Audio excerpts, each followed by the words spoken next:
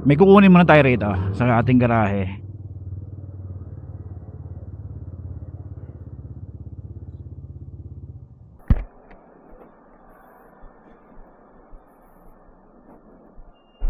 Ang gulo, no?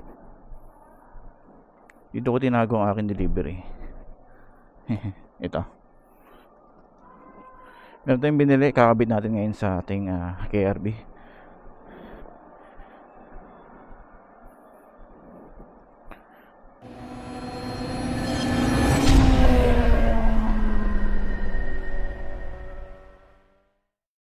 Hello guys, Motovits here again. Nagbabalik tayo sa ating channel. For this video naman, ang gagawin natin, magpapalit tayo ng ating side mirror. Yung kaninang kinuha kong package, binili ko siya online sa Facebook page ng Pinoy Scooter dito sa Taiwan. Meron tayong nakita kababayan natin nagtitinda ng mga parts, accessories ng motor, at may nakita kong pang KRB na side mirror. Nabili ko siya sa halagang 2,000 NT.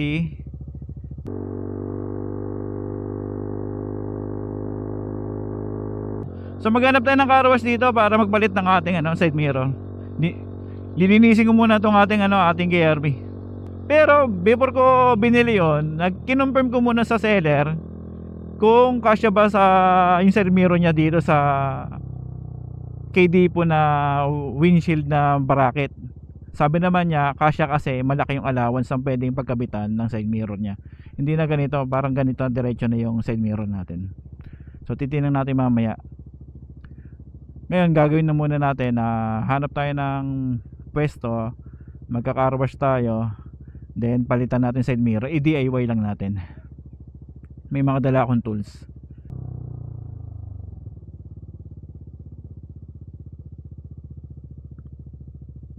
May nakita na akong ganong setup dito sa Kaohsiung na yung side mirror niya para may sports bike na.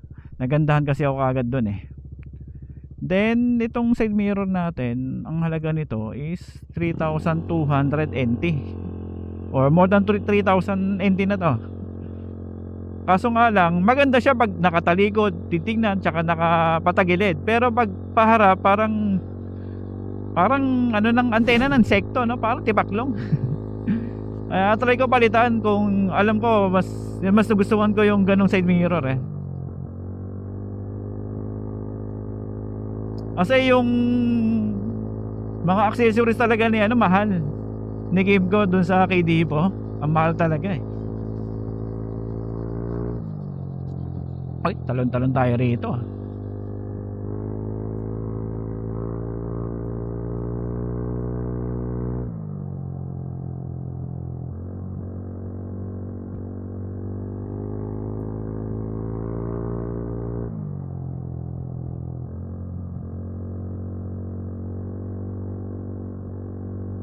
Yung side mirror na binili pala natin guys sa online sa ating kababayan is ay may pagka carbon forge. Kaya excited na ako ikabit ngayon to. Sana madali lang. Dapat madali lang to. Kasi kakabit lang naman natin yan din. Tatanggal natin yung tornilyo. Dito na siguro tayo maglilinis. Kunti tao. Doon tayo sa dulo.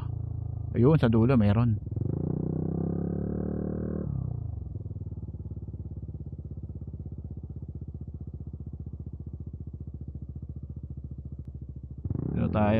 Dito tayo sa diba? Yan naglilinis din siya. Doon tayo sa dulo kung pwede.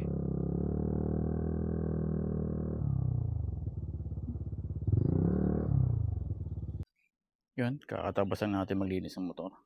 Ngayon kakabitan natin yung side mirror. Dito na tayo mag-unbox ng ng ating binili online. Diba ito?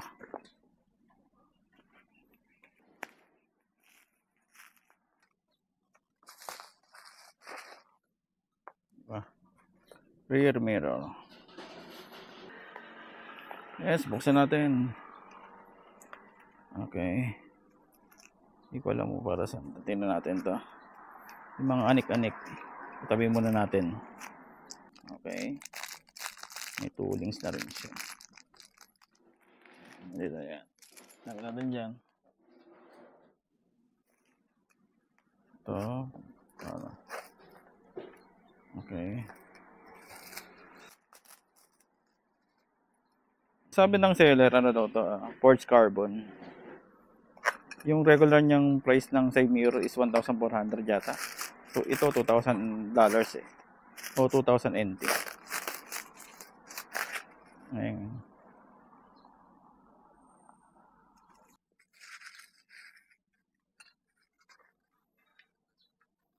Ayun, paano kita kakabit?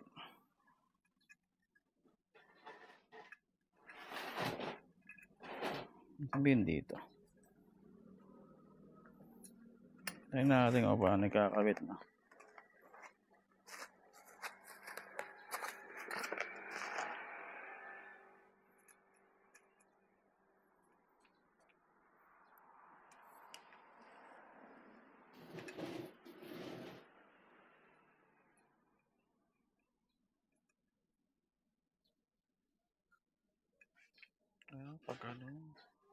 Pag lang.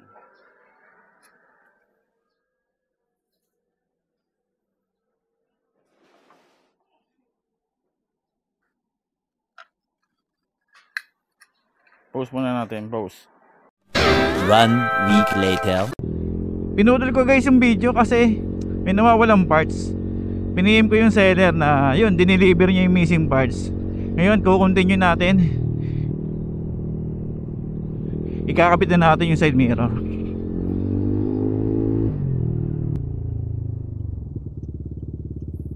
Balik tayo sa dating pwesto natin.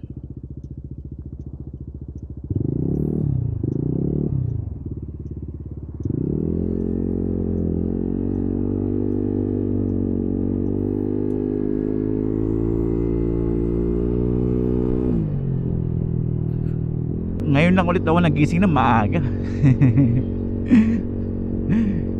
Maaga kasi nakatulog eh. Maaga rin ako nagising. Balik tayo. Sana doon tayo ulit sa pwesto natin, sa dulo, para walang istorbo.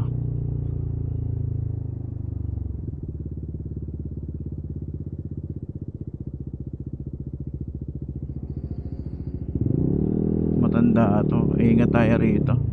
Pag matanda yung driver, ingat tayo.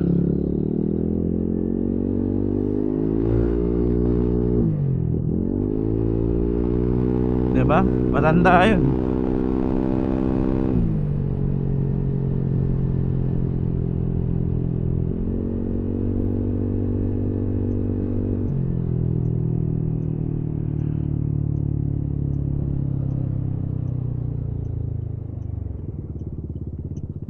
Sana meron tayong pwesto dun.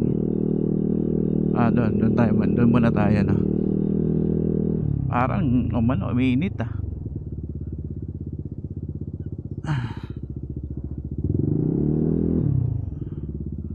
parang uminit. Doon muna tayo.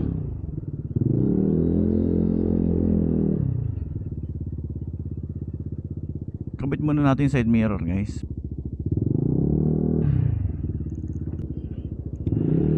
Dito muna tayo pumesto. Saglit lang to.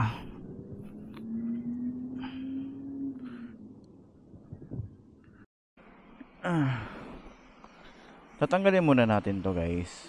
Yung isa muna bago natin makabit yung isang side mirror. Actually di pa talaga siya nakakabit eh. Pero niready na natin tong side mirror natin.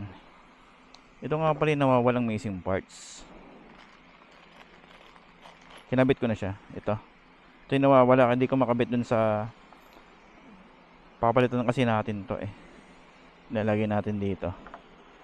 No? Okay. Proceed tayo ngayon. Paluwag tayo. Diba? Ito naman. Kabila.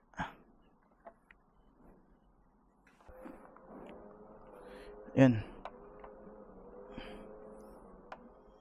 Daan-daan lang tayo.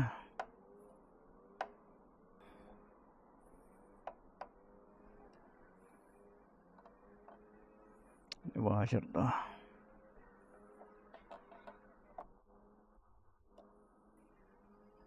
May washer din siya, no? Ba kailangan ko to?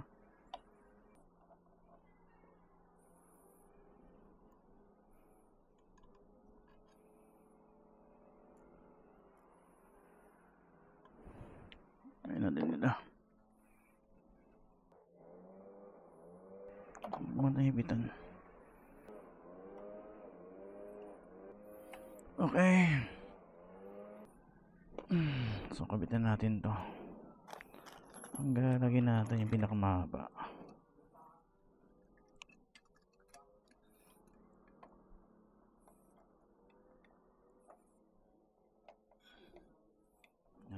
Tama. Ano na siya kadali.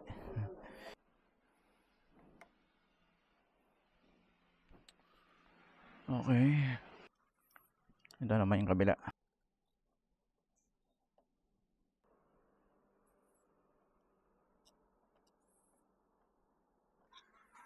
Okay. Yung washer, gagamitin natin yan.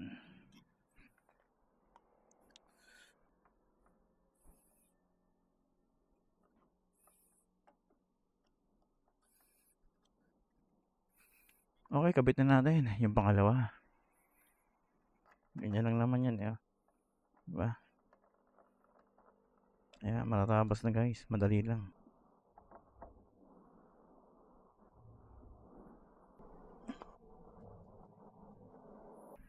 Okay na ba? Ayan. Ayan na itsura ng ating side mirror. Try ko nga ba? Ayan na itsura ng ating side mirror. Dapat kita yung dito natin. Okay.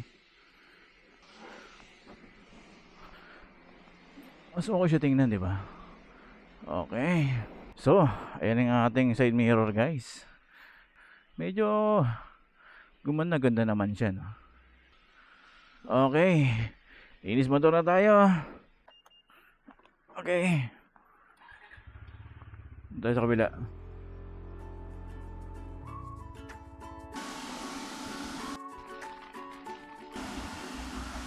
So guys, ito na pala yung resulta ng ating pagpalit ng ating side mirror.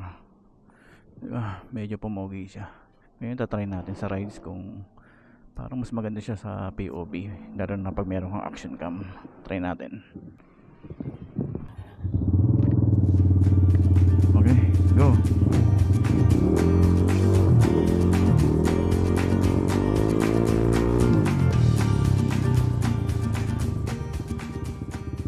Let's try, guys.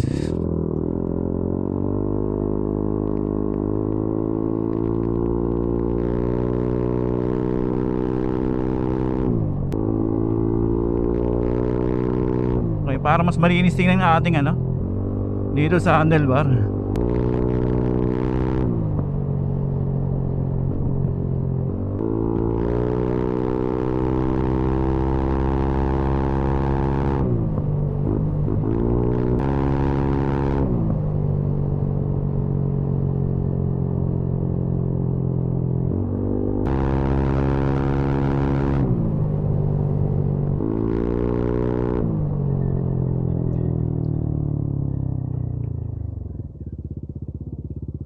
Baba nga natin ng konti.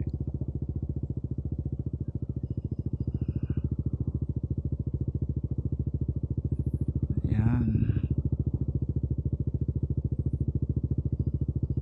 Yan, okay na. Dito tayo. Ano to? Live, ano to? Daya. Dito tayo. Sulit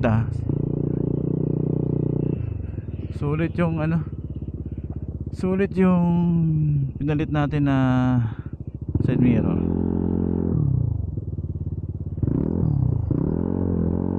Ang ganda. So ito yung itsura ng ating POV ng ating bagong palit na side mirror.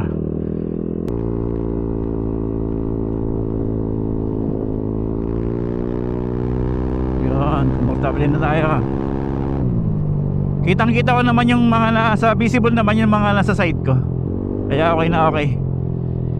Tsaka na-adjust ko na rin siya based sa aking visibility. Uy, tricycle.